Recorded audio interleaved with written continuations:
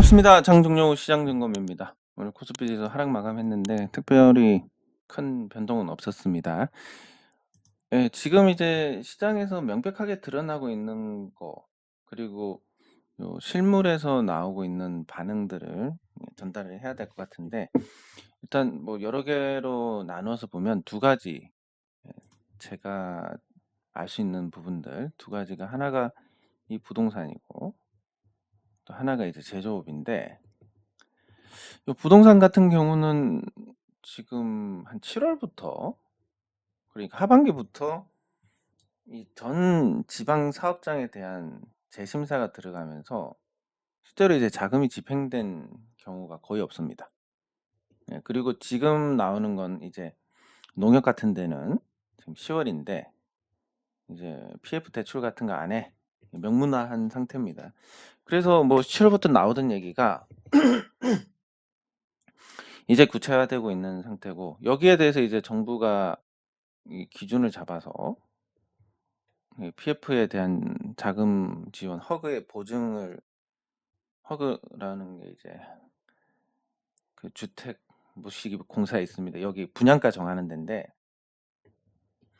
이 허그에 대한 이제 이 보증을 강화를 하는 쪽으로 요렇게 해서 한 10조 원 정도를 푸니까 사실 최악을 좀 벗어나는 느낌? 예. 근데 이게 정부 조치로 인해서 벗어나는 거기 때문에 지금 상황은 이제 '금리 인하를 하지 않으면 큰일 날 것 같다.'라는 생각을 하게 됩니다. 그러니까 정부가 이제 언발을 오줌 누는 식으로 이렇게 하나씩 하나씩 땜빵을 해서, 그러면 이제 좋은 사업장들은 살아남고 나쁜 사업장들은 다 죽고, 뭐 이러면서 이제 뭐 '공급을 줄이려고 한다.' 이런 목적이면 모르겠는데, 이 새 정부가 이제 주택 공급을 늘리겠다라고 했기 때문에 공급을 늘리는 거랑 이렇게 언발에 오줌 누는 식으로 해서 공급을 제한하는 거랑 정책이 맞지가 않습니다. 모순이 됩니다, 이 두 개가. 그러면 뭐 의도를 숨기고 공급을 확대한다라는 얘기를 했던지, 아니면 공급을 확대하려고 했는데 부동산 시장이 빠르게 얼어붙었으니까 공급을 제한한다라고 선회를 했든지, 이렇게 정부가 입장을 명확하게 밝혀줘야 되는데, 예, 그런 거 없이 지금 가고 있으니까 좀 모순이 생기고 있는 상황. 예, 그 모순에 대해서 앞으로 정부가 어떻게 교통 정리를 할지는 모르겠지만, 일단 요 정부 개입이 없었다면 부동산 시장이 굉장히 나쁜, 돈이 돌지 않는, 오히려 이거 하고 나서는 돈이 조금 돌고 있는, 예, 그런 상황입니다. 네, 그리고 제조업 쪽을 보면 이제 예, 다수의 업체들을 이 접촉하는 뭐 비파괴 검사라든지, 아니면 그 관련된 이제 업무를 하는 쪽의 얘기를 들어보면 일감이 갑자기 확 줄고 있다. 그러니까 이 제조업체들도 이 금리를 감당하지 못하고 있는 상황입니다. 지금 금리에서 버틸 수 있는 기업이 과연 몇이나 될까? 삼성전자 같은 경우는 현금이 100조가 넘으니까 금리 기준금리 기준으로 해 가지고 0.5%에서 기준금리가 3%가 됐습니다. 삼성전자 같은 경우는 이거 그대로 적용하면 2.5%, 100조에 2.5%니까 약 2조 5천억의 실적 개선 효과가 나타납니다. 근데 다른 기업들 대부분은 현금을 쌓아두는 경우가 없고 정책 자금을 받아서 이제 연명하는 경우가 많기 때문에 지금 금리 상태면 다 죽는다. 그리고 그게 점점 현실화되고 있다라고 봐야 될 것 같습니다. 자, 그러면 여기서 해법은 되게 간단합니다. 정부가 물가 상승 감수하고 기준금리 내려야 됩니다. 네, 제로 금리로 가야 됩니다. 지금 경제 상황에는 그게 맞는 거고, 예, 일본이 안 그러는 것도 같은 개념이고, 그리고 중국도 금리 인하를 한 것도 같은 개념입니다. 예. 그리고 지금 시진핑이 3기 집권을 하면서 중국이 이제 공급망에서 배제가 되는 쪽으로 점점 더 굳어지고 있는 상태고, 그러면 이제 미국에 공장을 짓거나 아니면 미국에 수출할 수 있는 기업이거나, 아니면 지금 완전히 외면받다가 중국이 빠지고 나면 뭔가 부가가치가 높아지는, 이런 소재 쪽, 뿌리 기업들에 대한 어떤 기회가 생기고 있는데, 이게 금리가 올라가니까 그 좋은 날이 오기 전에 다 쓰러져 버리는 상황이 될 것 같습니다. 그렇다고 금리를 내린다고 해서 물가가 오르느냐 그러면 그것도 아닌 게 한국이 금리 내려봤자 안 올라갑니다. 한국이 금리 내린다고 해서 국제 석유 가격이 올라가느냐? 아니고 뭐 환율밖에 없는데 환율은 지금 중국, 일본보다 절하폭이 작기 때문에 수출 경쟁력에 타격을 받고 있습니다. 그래서 환율도 높여야 되고 아니 절하를 용인을 해야 되는 상태고 예 그래서 뭐 금리 인상한다고 해서 물가가 그렇게 오르지도 않을 거고 금리 아니 인하한다고 해도 물가가 오르는 것도 아닐 거고 그리고 지금 금융 쪽에 돈이 안 도니까 다 죽을 판인데 이렇게 다 죽여 놓은 인위적으로 이렇게 다 죽여 놓는다. 한국은행이 어쩔 수 없이 금리 인상을 해야 될 상황이냐? 그것도 아닌데. 예, 아유 죄송합니다. 그런 상황이다 보니까 지금 만약에라도 경제에 문제가 생긴다라고 하면 오롯이 이제 정부 책임이 될 수밖에 없는 그런 상태입니다. 아니 뭐 누가 주식 투자하래? 누가 집 사래? 누가 채권에 투자하래? 뭐 이렇게 얘기를 하면 너무나 무책임한 겁니다. 왜냐하면 물론 그 리스크라는 건 항상 존재를 하고 그 리스크를 감수를 하는 입장이긴 하지만 그게 어느 정도 현실적으로 이 상식이라는 틀 안에 금리 인상하면 다 죽게 생겼는데 설마 금리 인상을 할까? 근데 해버린다. 요런 거는 우리가 배제를 해 나가는 부분이기 때문에 왜냐면 이 리스크에 지나가다 번개 맞아서 죽는다 이런 리스크는 들어가 있지 않기 때문에 예, 그런 생각 밖의 리스크가 현실화됐을 때 책임이 모두 투자자에게 있냐? 예, 그건 아니다라고 보니까 어쨌든 정부의 정책이 단순히 이제 유동성 공급이 아니라 그냥 빨리 인정을 해야 됩니다. 우리는 일본, 중국보다 상황이 나쁘다. 우리가 금리 인하한다고 해서 물가 안 오른다. 근데 지금 돈이 안 돌고 있고 금융기관도 금리 인상한다고 실적이 좋아지는 게 아니라 역마진이 발생을 한다. 이런 상황에서 어떻게 금리를 더 올릴 수 있겠느냐. 이렇게 이제 시장에 맞게 가야 된다라고 봅니다. 예, 그게 안 됐을 때 이제 주식시장은 뭐 계속 올라가는 모멘텀이 없는 상태가 되는 그래서 조금 정책에서 굉장히 아쉬운 부분이 크다. 이렇게 정리를 할 수 있습니다. 그럼 이제 오늘 조금 변동사항이 있었던 부분 상보가 있는데 상보가 이제 중국 법인의 자산 양도를 확정을 지었습니다. 근데 이거에 대해서 저는 좀 의의를 두고 싶은 게 지금까지 이제 중국에서 탈출한 기업들이 많았습니다. 그러니까 탈중국한 기업들. 중국에 공장 지어가지고 정리하고 청산하고 나온 기업들은 많지만 이걸 돈 받고 판 기업은 제 기억으로는 이제 작은 기업인 전제로 상보가 처음이지 않나 이렇게 생각이 됩니다. 그래서 상보가 그 상보 신재료라는 이 자기네들 중국 법인 중국 공장의 지분 60%를 요 기업들에게 매각을 해서 186억을 받았습니다. 지분 60%를. 그리고 40%는 남아있기 때문에 연결 기준으로 그대로 매출과 이익이 잡히는 상황이고 그리고 이 돈만큼이 들어옵니다. 예, 들어오게 되고 그게 이제 요 상태로 바뀌게 됩니다. 그리고 요약해가지고 요 거래를 성사시키고 나니까 자산은 줄었습니다. 예, 중국 법인 쪽 자산이 주니까 그리고 부채도 확 줄었습니다. 중국 법인의 또 부채가 주니까 예, 이렇게 해가지고 또 매각 차익이 발생을 하니까 이익잉여금이 늘어났더라. 그래서 총 순자산이 87억 원이 늘어나는 한마디로 상보가 이번 거래로 87억을 벌었다라는 얘기입니다. 그러면 이제 상보가 현재 시가총액이 864억이고 이번 거래로 이제 벌면서 대략 이제 순자산 규모도 여기 시가총액에 근접하게 되는 그렇게 되면 이제 상보 입장에서는 괄목할 만한 개선이 있었다. 볼 수 있는데, 상부가 이제 불과 이 3년 전만 해도 상부가 순자산이 300억이 안 됐습니다.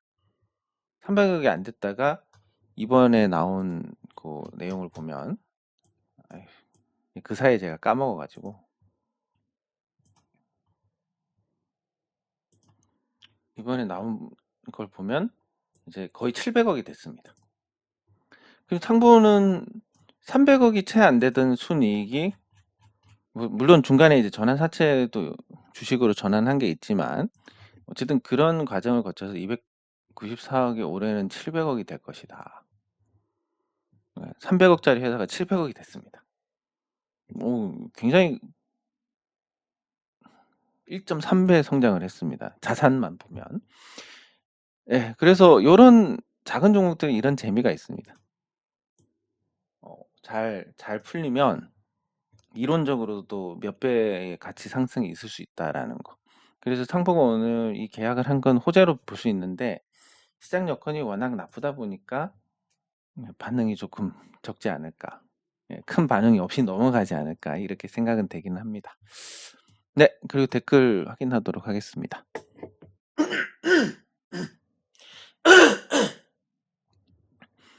아유, 예, 감사합니다.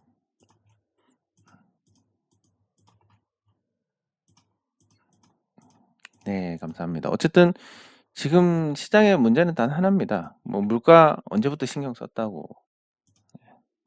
그냥 물가고 환율이고 포기하고 금리를 내리지 않으면 다 같이 죽게. 예. 뭐 그러니까 뭐 모릅니다.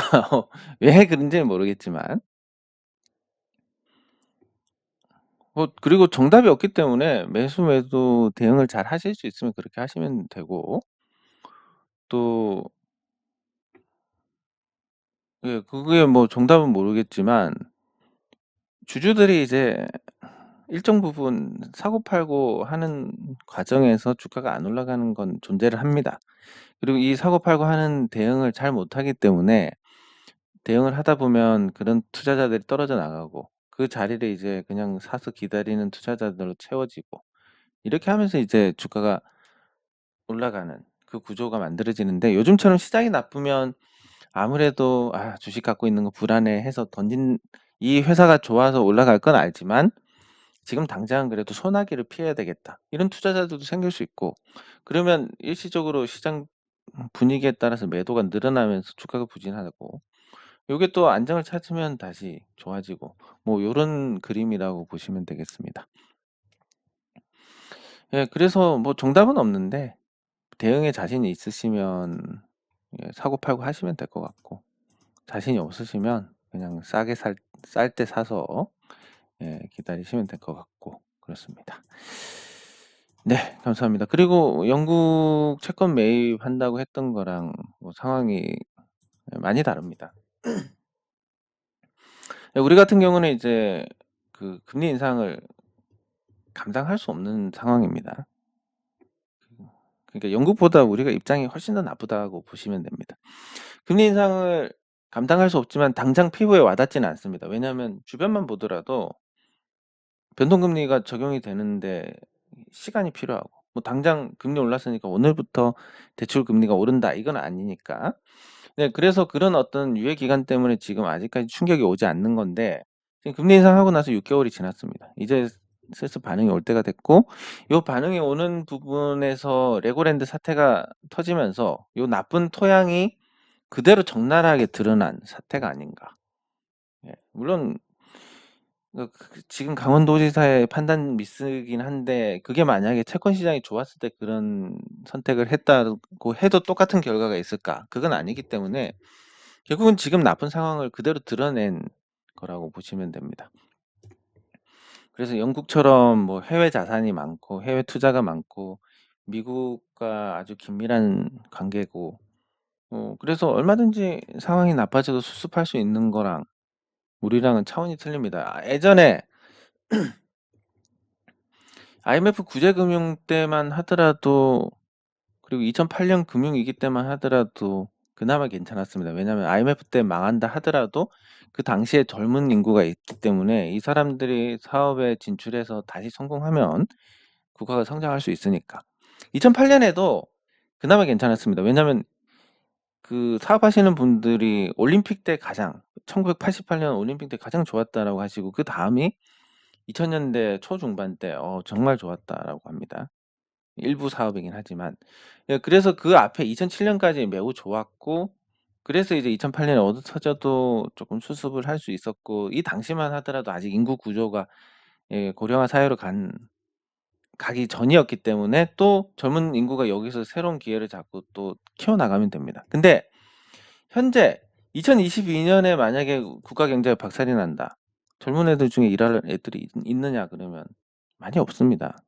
그리고 예를 들어서 뭐 사용 주조를 하는 업체가 있는데 알루미늄 사용 주조를 하는 업체가 있는데 이 업체가 망했습니다.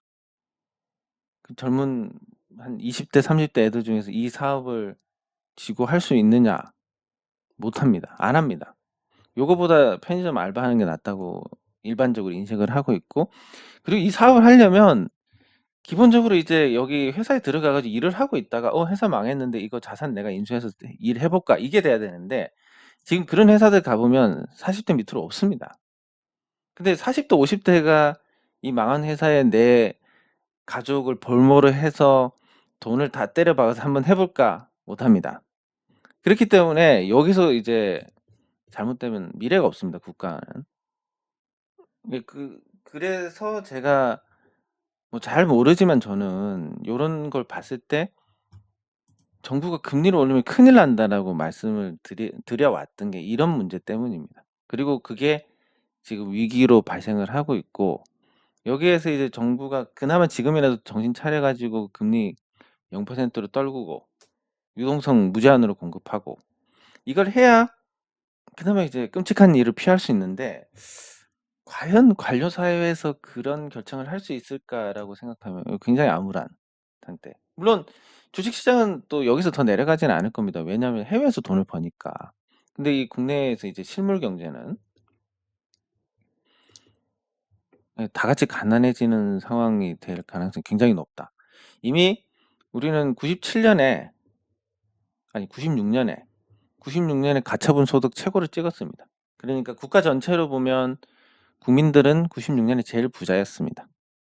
그리고 계속 이 수준을 못 넘겼습니다. 실질 가처분 소득이 96년에 정점을 찍고 그 이후로 다시는 못 넘고 있습니다. 이런 상황에서 이제 요번에 한번 금리 인상으로 한번 얻어 터진다. 그러면 이제 그냥 옛날로 돌아갑니다. 해외여행도 못 가고 외식하는 것도 굉장히 특별한 상태가 아니면 안 되는 거고 일자리가 없어가지고 어디 자발적으로 실업자가 되는 게 아니라 타의로 자기가 원치 않게 실업자가 되고 등록금 만들지 못해서 대학 못 가고 이런 상황으로 다시 돌아가게 되는 그래서 좀 빨리 정책의 변화가 있으면 좋겠는데 그게 관료 사회의 경직성으로 인해서 그게 가능할지를 생각하면 조금 힘들지 않을까 이렇게 봅니다. 그리고 이런 와중에도 좋은 실적을 낸 기업들이 있는데 하나금융지주를 비롯한 금융회사들은 금리 인상에 일단 당장은 수혜를 보고 있습니다. 부실채권이 안 나오니까 부실채권이 안 나와서 그런데 지금 하나금융지주에서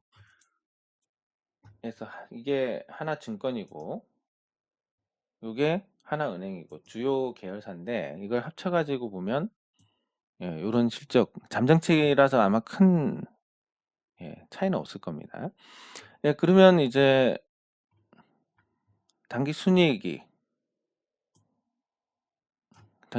앞에 상반기 다 합친 것만큼 나왔습니다.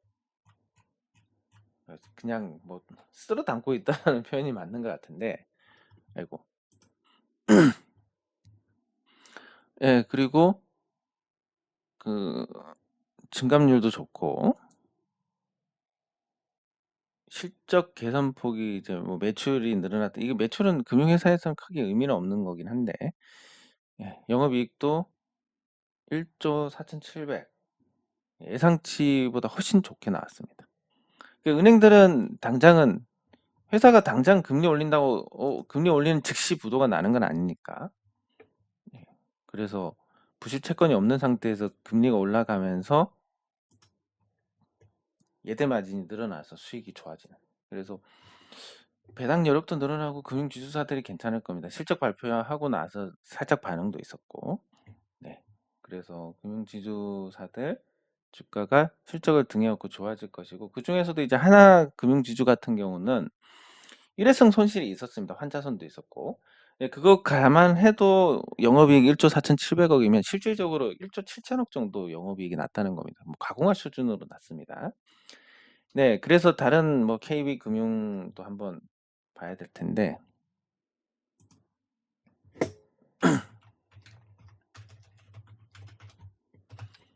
네, KB금융 같은 경우도 실적이 예상은 한 1조 7천억 정도 실적이었는데 중간 배당까지 했습니다. 네, 그래서 영업이익을 보면 생각보다 떨어졌습니다. 여기는 예상보다 덜 나왔습니다. 네, KB 쪽은 아마 부동산 쪽 비중이 높아서 영향을 조금 받은 부분이 있는 것 같고, 예, 신한지주를 보면 아이고, 신한지주를 보면 예, 하나금융지주를 제외하면 실적이 그렇게 예상치를 크게 초과하고 이런 부분들은 나오지 않고 있습니다. 즉 하나금융지주가 독보적으로 영업을 잘했다. 예, 이렇게 해석하는 게 맞을 것 같은데, 예, 그래도 이제 금융지주사들은 이 나쁜 시기에 양호한 실적을 발표를 하면서 시장에서 평가를 좋게 받고 있다. 예, 그리고 금리 인상을 멈추고 금리 인하로 돌아선다 하더라도 뭐 부실 채권의 위험이 줄어드니까 괜찮을 거고, 대출 수요가 늘어나니까 괜찮을 거고, 금리를 더 올린다 그래도 뭐 어쨌든 손실 볼 만한 그런 리스크에 노출된 대출은 그렇게 많지 않으니까 금융지주사들은 잘 버틸 거라고 봅니다. 네, 그리고 기아가 계속 추락하다가 미국 관련된 영향으로 어쨌든 미국 쪽에서 보조금을 받을 길이 사라졌습니다. 네, 그럼에도 불구하고 이제 실적을 보면 그런 일회성, 세타 엔진에 대한 일회성 손실을 다 반영하고도 7,600억 정도가 나왔습니다. 그러니까 이걸 반영을 안 했으면 영업이익이 대략 한 2조 원 정도는 나지 않았을까. 예, 그러면 기아 같은 경우도 분기 2조 원의 영업이익을 내는 잠재력을 갖고 있고, 그 잠재력을 바탕으로 지금 실적을 보면 시가총액이 26조 원인데 거의 한 분기 실적만 갖고도 설명이 가능한 수준입니다. 주가가. 자동차가 이렇게 좋은데 왜 주가가 안 오르지? 뭐 금융도 굉장히 좋은데 왜 안 오르지? 라는 부분들이 결국 뭐 시장이 정상이 아니다라는 부분. 예를 들면 좋은 종목은 외면받고 개떡 같은 종목들은 관심받고, 왜 시세가 올라가는 거에 열광을 하니까. 예, 그런 거에 대한 좀 아쉬움, 그리고 그 일회성 손실에 대한 이제 시장 반응이 생각보다 컸다라든지 이런 부분도 존재할 수 있고. 네, 그래서 실적을 발표했는데 양호한 수준이긴 하고 또 괜찮은데, 일회성 비용을 이번에 많이 반영을 하면서 좀 묻어가는, 주가가 내렸을 때 그런 모습을 볼 수 있습니다. 네, 그리고 포스코홀딩스도 이번에 반영을 해서 9천억 정도의 영업이익이 났는데, 포스코홀딩스가 이제 오늘 내려가지고 시총이 20조가 됐습니다. 그리고 이 자회사로 있는 포스코케미칼이 15조 원 정도 됩니다. 그리고 포스코 인터내셔널이 한 2조 원대. 자회사 지분 가치만 해도 이제 뭐 한 절반은 설명할 수 있을 것 같은데, 요런 구조에서 지주사가 아무리 저평가를 받는다 하더라도 굉장히 과한 주가 수준이다. 뭐 사고 났을 때야 우려로 인해서 빠졌다라고 할 수 있는데, 지금은 좀 그런 거 감안해서 좀 과하게 빠진 거고, 한번 털고 났으니까 이제 앞으로 실적에 반영되는 부분이 크지 않을 텐데. 예. 근데 약세다. 그리고 뭐 반전으로 본다면 원화 약세가 여기서 끝난다라고 보면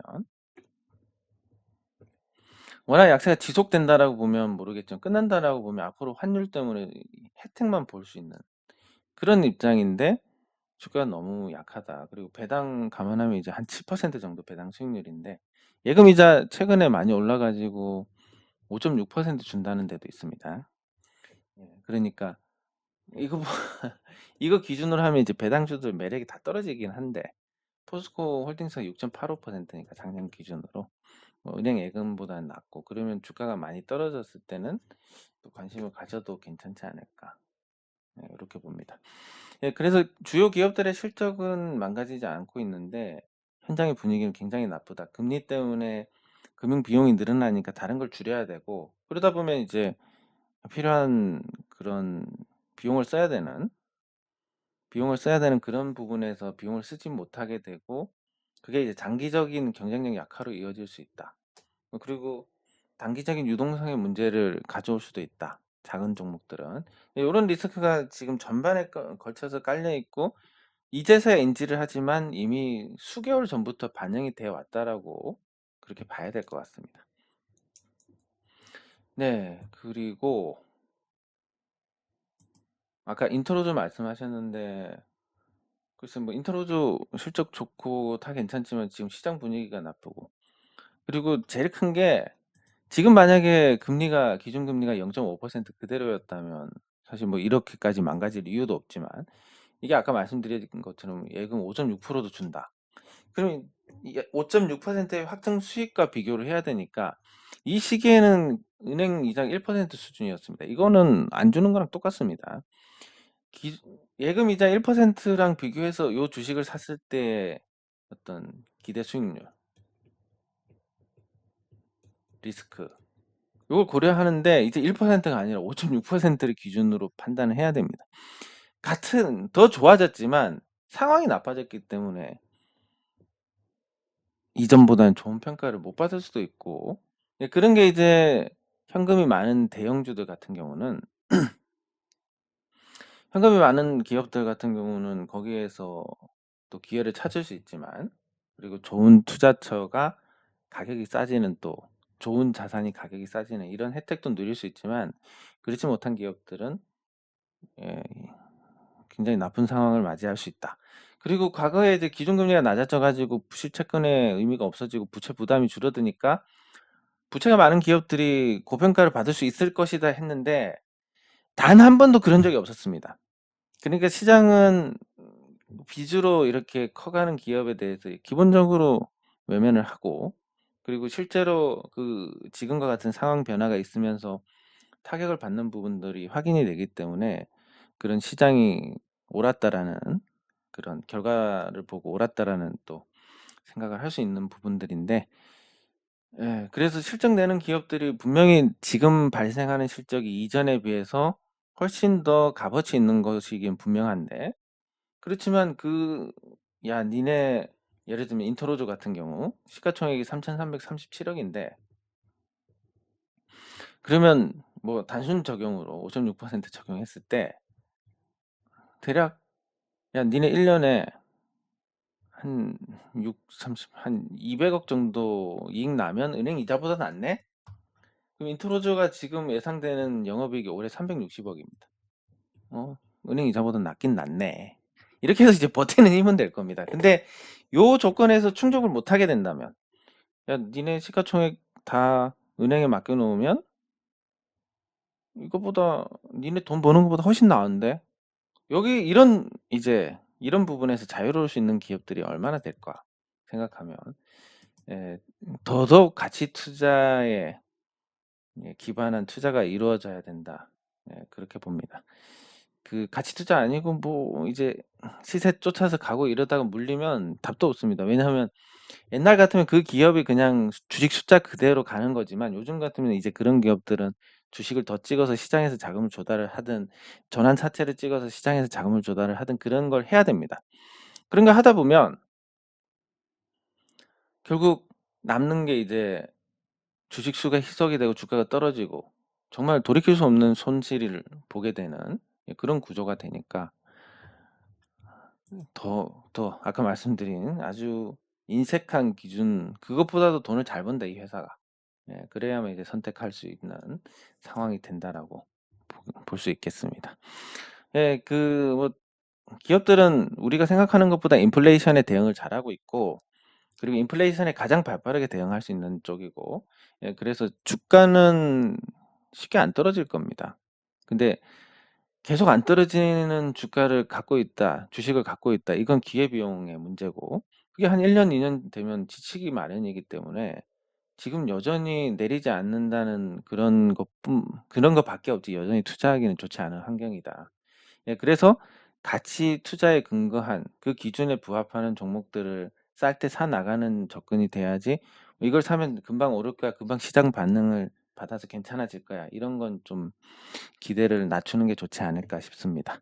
네 장 종료 후 시장 점검은 여기서 마치도록 하겠습니다. 수고하셨습니다.